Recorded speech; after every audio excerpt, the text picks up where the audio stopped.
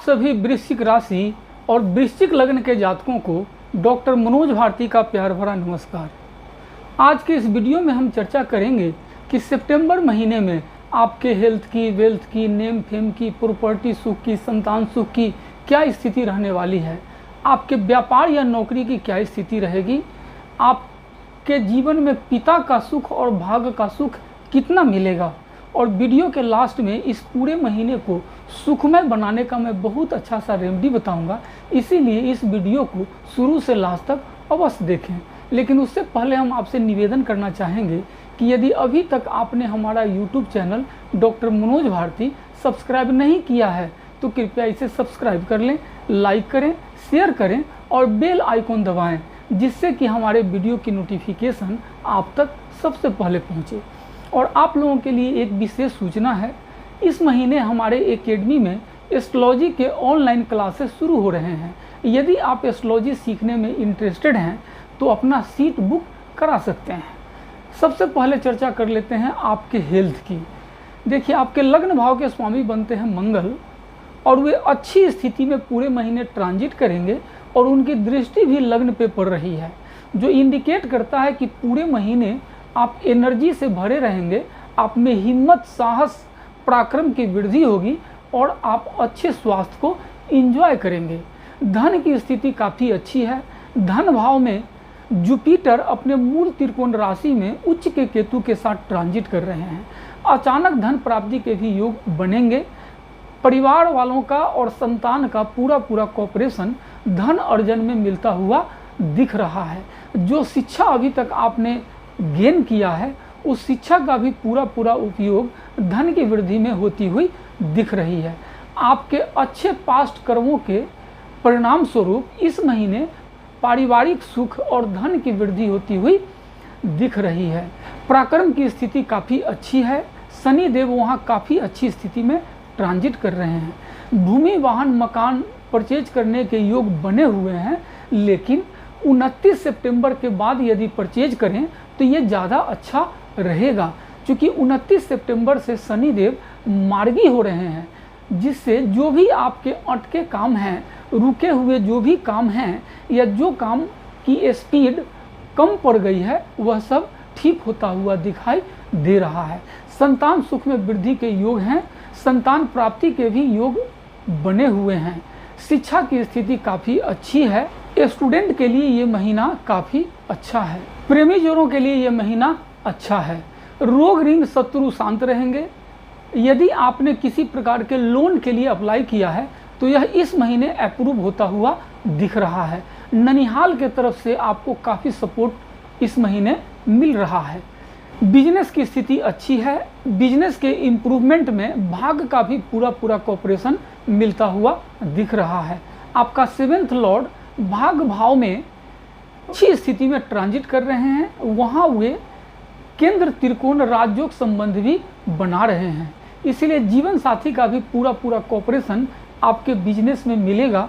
लेकिन 7th house पाप कत्री दोष में होने के कारण बिजनेस में आपको काफ़ी मेहनत और संघर्ष का सामना करना पड़ेगा और जीवन साथी के साथ भी विवाद की संभावनाएं बन सकती है। इसीलिए हर प्रकार के विवाद को टालने की कोशिश करिएगा। यदि आप रिसर्च के फील्ड में हैं तो वहाँ आपको विशेष सफलता मिल रही है। रैश ड्राइविंग से बचिएगा। विरासत में धन प्राप्ति के योग बने हुए हैं। अचानक धन प्राप्ति भी इस महीने हो सकती है। पिता के सुख में वृद्धि होता हुआ दिख रहा है, लेकिन उनके स्वास्थ्य का उचित रखरखाव रखिएगा। यदि आप जॉब की तलाश में हैं तो इस महीने गवर्नमेंट जॉब की पूरी संभावनाएं बन रही है। वर्क प्लेस पे आपके कार्य की प्रशंसा होगी। आपके नेम फेम में वृद्धि होती हुई दिख रही है। यदि आप राजनीति के फील्ड में हैं तो वहाँ आपको विशेष सफलता मिलता हुआ दिख रहा है। सूर्य देव 10th हाउस में 16 सितंबर तक दिग्बली होकर अपनी खुद की राशि में ट्रांजिट कर रहे हैं। बहुत ही पावरफुल स्थिति आपके कर्म क्षेत्र में बनती हुई दिख रही है। पूरे महीने आपके 10th लॉर्ड सूर्य की स्थिति काफ़ी अच्छी है। समाज में जो ऊंचे तबके के लोग हैं, प्रशासनिक पदाधिकारी हैं, बड़े भाई बहन और मित्र हैं, उनकी पूरी सहायता आपको अपने कार्य क्षेत्र में मिलता हुआ दिख रहा है। आपकी जो भी इच्छाएं अभी तक अधूरी थी वह इस महीने पूरी होती हुई दिख रही है। यदि आप विदेश से किसी प्रकार के व्यापारिक संबंध में इन्वॉल्व हैं तो वहाँ से आपको विशेष मुनाफा मिलता हुआ दिख रहा है। देखिए, यह प्रेडिक्शन हमने आपकी कुंडली में ग्रहों के ट्रांजिट के आधार पर बनाया है। यदि आप अपने कुंडली का एक्यूरेट प्रेडिक्शन कराना चाहते हैं, एस्ट्रोलॉजी के आधार पर किसी भी समस्या का सोल्यूशन चाहते हैं, न्यूमरोलॉजी के आधार पर नेम सेलेक्ट करना चाहते हैं, या अपने घर ऑफिस का वास्तु विजिट कराना चाहते हैं, तो स्क्रीन पे जो नंबर दिया गया है उस पर कॉन्टैक्ट करके टेलीफोन के माध्यम से या हमसे पर्सनली मिलके इन सभी सेवाओं का लाभ ले सकते हैं। ये सभी सेवाएं पेड होती है। खुशहाल बनाने का मैं बहुत अच्छा सा रेमेडी बताता हूँ। इसको जीवन में अपनाने से आपके पुण्य बल में काफ़ी वृद्धि होती है और जीवन में खुशियों की भरमार होने लग जाती है। 13 सितंबर को रवि पुष्य नक्षत्र योग है।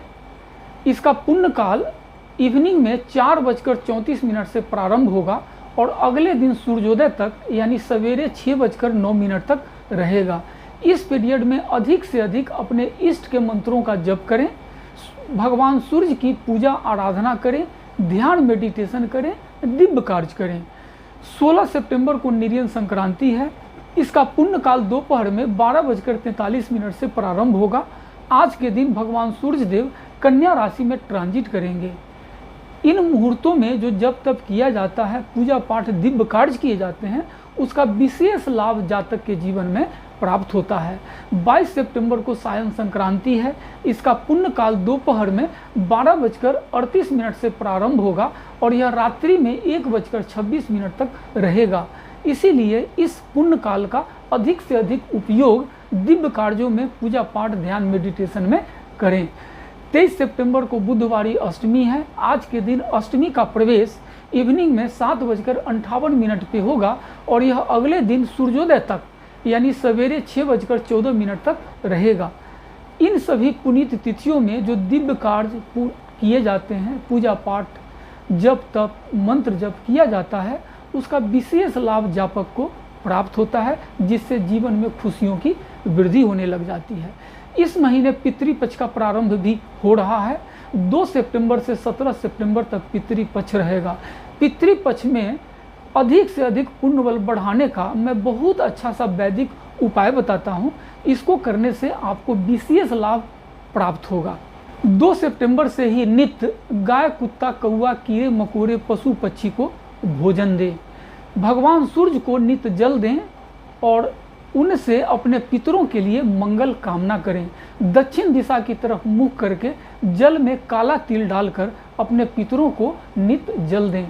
सार्वजनिक स्थान पे पवित्र पौधा लगावें। आम, पीपल, तुलसी, बट वृक्ष, नीम, जो भी पौधा इजीली अवेलेबल है उसको आप सार्वजनिक स्थान पे लगावें और उसकी सेवा करें या सेवा की व्यवस्था करें जिससे कि वह मुरझाए नहीं। इवनिंग में गीता का पाठ करें और पीपल में नित्य मीठा जल दें। इन सभी उपायों से पितृपक्ष का विशेष लाभ आपको प्राप्त होगा।